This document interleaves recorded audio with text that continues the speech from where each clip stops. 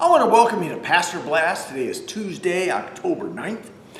We continue our series on core values, and last week we were talking about vocation, and that's being called and equipped by God for holy work.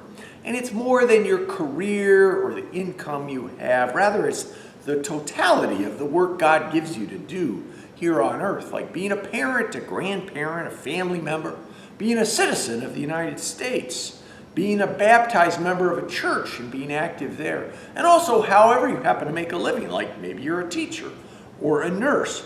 And to remind us that all of it is God's work. It's holy work because God is the one who calls us to do that. So that was last week.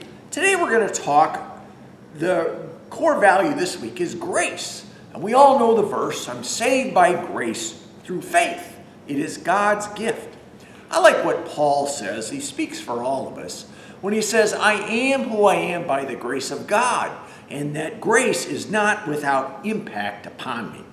As Lutheran Christians, we lead with grace. I think we're the most vocal, we're the most confident in God's grace. I like to think the various traditions of the church, Catholic, Baptist, Methodist, whatever, each and every one of them is like a voice in the choir. And our voice is grace, grace, grace, faith, faith, faith.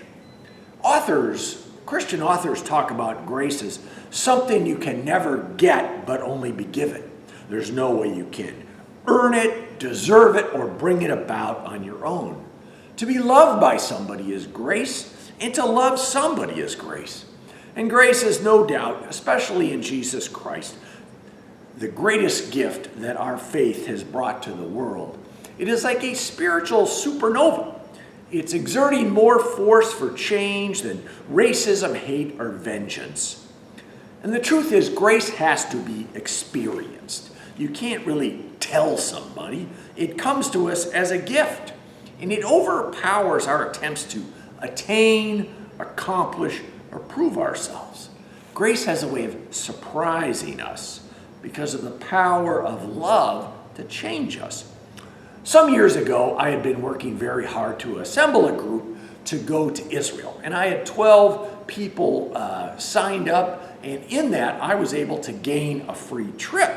And so I had so many signups, and it was had just enough in order to have that, and I was ready to go. But then 9/11 happened, and of course, that put the kibosh on my trip.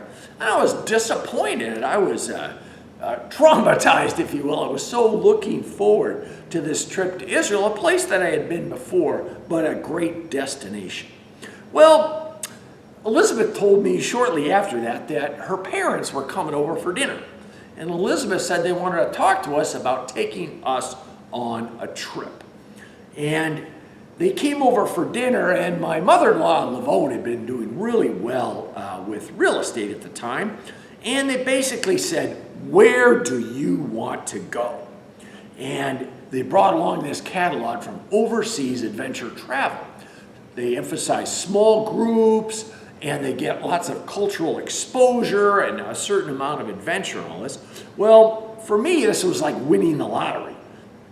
Heart was racing. I'm sure my eyeballs were popping out. And Elizabeth even let me choose the destination. So we chose Nepal and India with rafting and trekking and going to a game park. And for 3 weeks, it was extraordinary. We were shopping in Kathmandu, then we were hiking in the Himalayas, we're riding elephants and rafting down the river.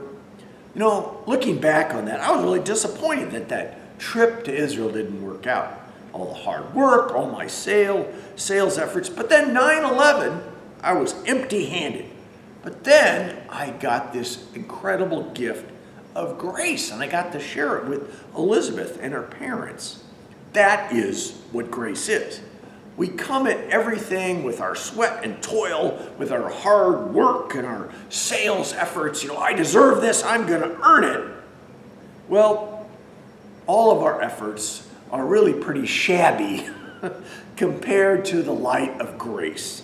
Our shabbiness, our raggedness is exposed in the light of grace. There is joy, there is surprise, and there is such a richness of receiving what you don't deserve and you did not expect.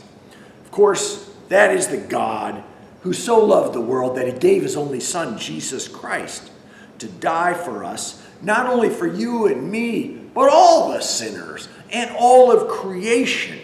That is what our God is all about, grace. And as Lutheran Christians, again, we all Christians believe that we're saved by grace. But maybe I believe that we bank on that gift given to us in baptism, because it not only saves us, it transforms us. It humbles us, inspires us, and helps us to go out and serve Christ in our daily life. And at Peninsula Lutheran Church, we say in our core value statement that our ministry and our life together flows from this forgiving love of the gospel. It truly fills us with gratitude and wonder when we comprehend all we've been given, especially salvation in Jesus. Next Sunday, October 9th, we're going to have Blessing of the Animals, and we're going to experience again how grace of God is revealed in creation. Reminds me of an old prayer that said, "Lord, help me to be the man my dog thinks I am," because that is grace, isn't it? Amen.